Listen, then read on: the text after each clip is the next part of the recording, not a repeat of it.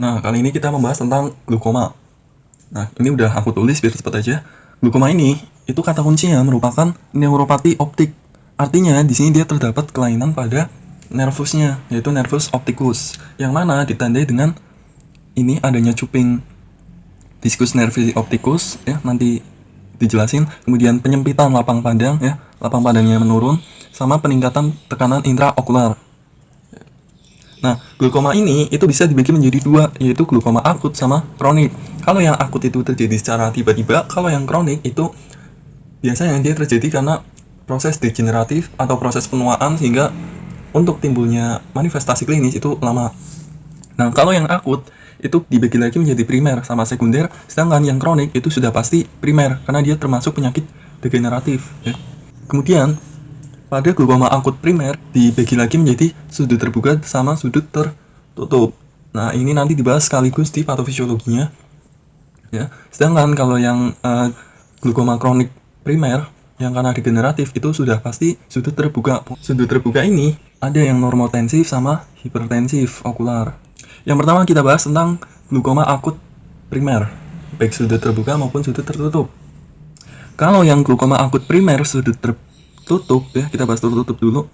Bisa lihat di gambar ini ya, dimana iris ini dia menutupi kanalis lem ya. Kanalis lem ini dia kan fungsinya untuk drainase dari aqueous humor ya kan. Kalau kalian belum tahu tentang aliran dari aqueous humor, bisa lihat dulu video tentang aliran aqueous humor di video sebelumnya. Ini disebut kanalis lem. Nah, ketika kanalis lem itu tertutup oleh iris, otomatis kan aliran dari aqueous humor yang tadinya dari processus ciliaris itu kan dia harus dialirkan menuju kanalis lem. Nah, karena kanalis lemnya tutup, karena ditutup oleh iris, akhirnya dia akan menumpuk pada kavitas anterior okuli ya. Kavitas anterior itu ya segini nih ya. Sehingga dia menumpuk di sini. Nah, akibatnya karena terjadinya penumpukan dari aqueous humor ini, tekanan intraokularnya itu meningkat ya, karena massa dari aqueous humor itu meningkat. Nah, tekanan intraokular yang meningkat ini bisa mendorong diskus nervi opticus di belakang sini ya. Nah, kalau yang sudut tertutup dari glukoma akut primer itu biasanya terjadi karena insersi dari iris ya, bagian pangkal dari iris itu dia lebih besar ya.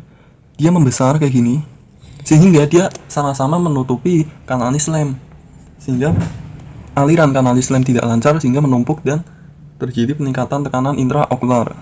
Kemudian kalau yang glukoma akut sekunder itu biasanya dikarenakan oleh obat-obatan seperti obat steroid. Nah, kalau yang glukoma akut kronik itu biasanya proses degeneratif atau penuaan. Glukoma kronik ini dia sudutnya itu pasti terbuka. Kemudian ada yang jenis normotensif sama hipertensif. Kalau yang normotensif itu artinya tekanan intraokularnya normal, tapi di situ terjadi cuping diskus nervi opticus sama penyempitan lapang pandang ya. Kalau yang hipertensif okular terjadi peningkatan tekanan intraokular karena proses degenerasi dari trabecula mesbuk ini. Nah, karena trabecula mesbuk sebagai penutup kanalis lemnya itu mengalami degenerasi, sehingga aliran aqueous humor itu tidak lancar, sehingga bisa mengakibatkan glukoma kronik ini. Nah, ini manifestasi klinisnya bisa dibaca sendiri.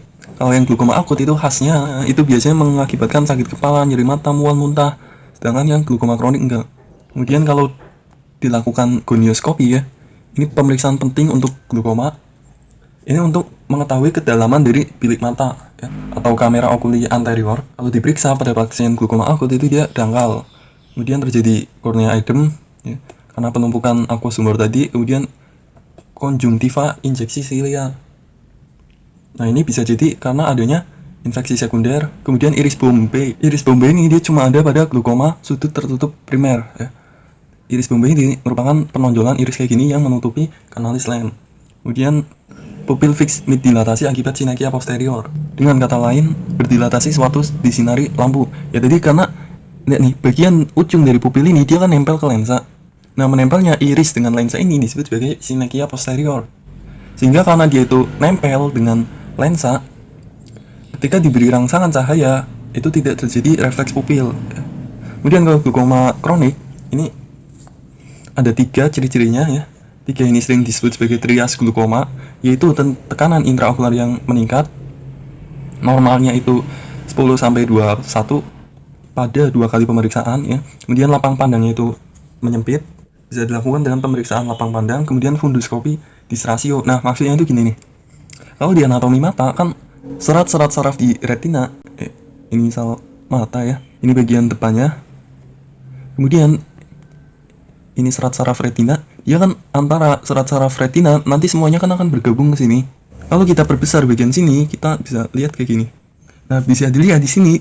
Di sini itu ada penyatuan serat-serat retina yang disebut sebagai diskus nervi optici.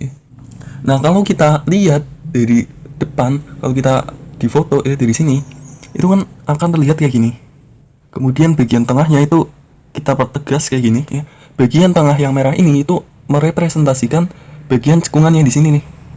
Ini kan dia nggak rapat sempurna kayak gini, tapi kan kayak gini, ya kan? Di sini kan ada cekungannya. Nah, cekungan yang di sini itu namanya cup atau cups, yang sini namanya disc. Nah, pada pasien glaukoma itu dia melebar kayak gini, sehingga cupnya itu membesar. Nah, dari sini kita bisa mengetahui dengan pemeriksaan funduskopi, kemudian dilihat cup disrasionya, ya, diukur. Namanya juga cup disrasio ya, berarti rasio atau perbandingan besar dari cups dibanding besar dari disc. Nah, kalau misal pasien glaukoma ininya melebar, terus kita ukur misalnya ini 8, kemudian ininya 10, berarti cup disc rasionya itu adalah 8/10, sama dengan 0,8. Nah, karena 0,8 berarti dia glaukoma ya, karena lebih dari ini. Nah, patofisiologinya secara singkat itu gini nih. Itu faktor resikonya tadi ada riwayat keluarga ya, dimana riwayat keluarga itu biasanya tekanan intraokularnya itu tinggi, kemudian dari rasnya, kemudian usia tua atau lebih dari 40 tahun, penyakit sistemik seperti diabetes mellitus maupun hipertensi, kemudian miopi. Nah, adanya faktor risiko ini bisa mengakibatkan dua hal, yaitu produksi aqueous humor yang meningkat atau sumbatan dari aliran aqueous humor. Nah, produksi aqueous humor yang meningkat atau sumbatan dari produksi aqueous humor yang tinggi atau sumbatan dari aliran aqueous humor itu mengakibatkan peningkatan tekanan intraokular, ya kan? Karena jumlah aqueous humornya itu bertambah pada bilik anterior mata. Nah, peningkatan tekanan intraokular ini akan berpengaruh pada dua bagian mata, yaitu pada retina dan uvea. Kalau pada retina itu akan terjadi penipisan dan iskemik ya. Penipisan dan iskemik ini terjadi karena ketika glaukoma, ini anggap aja mata, ketika glaukoma karena tekanan pada bilik anteriornya itu meningkat sehingga dia mendorong pada seluruh dinding-dinding mata ya. Nah, pendorongan oleh tekanan intraokular yang meningkat ini juga mendorong retina akhirnya, karena dia kan sebagai lapisan paling dalam dari mata ya. Nah, retina yang terdorong ini itu bisa mengakibatkan kerusakan dan kematian sel-sel retina dan juga terjadi iskemik ya, aliran darahnya tidak lancar menuju ke retina. Nah, akibatnya itu terjadi penyempitan lapang pandang atau bahkan bisa sampai kebutaan. Kemudian pada uvea-nya itu terjadi atrofi iris dan korpus siliar ya. Kemudian degenerasi prosesus siliaris ya. Jadi ini efek pada bagian sini. Nah, kemudian akibat dari ini itu adalah penurunan penglihatan. Nah, tata laksananya bisa dilihat sini. Yang pertama ada pilokarpin, yaitu untuk kontraksi siliar. Jadi obat pilokarpin ini itu akan membuat miosis atau penyempitan pupil. Nah, kenapa kok perlu disempitkan pupilnya? Karena gini, lihat nih, ini kan nekuk ke depan kayak gini, ya kan? Nah, ketika miosis itu kan dia akan menjadi lurus gitu loh, dia ditarik ke tengah sehingga dia jadi lurus ini ya. Itu saat miosis gitu. Kemudian timolol dan aprakolonidin itu mengurangi produksi dari aqueous humor. Produksi aqueous humor itu di prosesus siliaris. Kemudian steroid topikal itu kadang-kadang untuk inflamasi sekunder. Kemudian zat hiperosmolar seperti mannitol dan briselin itu untuk mengurangi volume dari vitreous, sehingga vitreous ya, bukan aqueous humor, sehingga tekanan intraokular itu menjadi turun.